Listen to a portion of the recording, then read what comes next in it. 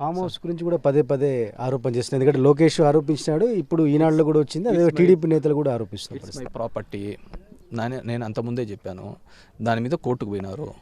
కోర్టుకు పోయిన దానికి కూడా tahsildar, irrigation authority, forest department అందరూ కూడా కౌంటర్స్ చేశారు. There is no encroachment in that అని.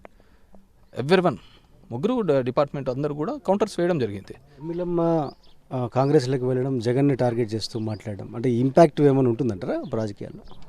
ఎవ్రీవన్ నోస్ షర్మిలమ్మ యొక్క ఆలోచన విధానము, ఆమె ఎవరి కోసం పనిచేస్తోంది, ఎవరు దానికోసము మైత్రి బంధంతో పోతోంది అని చెప్పేసి అందరికీ తెలుసు.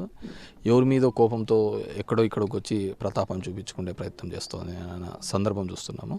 మన ఎప్పుడో ప్రత్యేక హోదా గురించి కూడా మాట్లాడింది. విభజన చేసినది ఎవరు? కాంగ్రెస్ కాదా? ఈమె కాదా చెప్పినది కాంగ్రెస్ అంటే రాజశేఖర రెడ్డితోనే పోయింది, ఇప్పుడు కాంగ్రెసే లేదు అని చెప్పేసి మరి ఏ స్వార్థంతో వచ్చింది? ఈ విధంగా ఎవరో ట్రాప్లో, చంద్రబాబు ఇంకో ట్రాపో ఎందుకు ఇక్కడ నేను వాడుతున్నారు అనేది కూడా ఆమె గమనించాల్సిన అవసరం ఉందని చెప్పి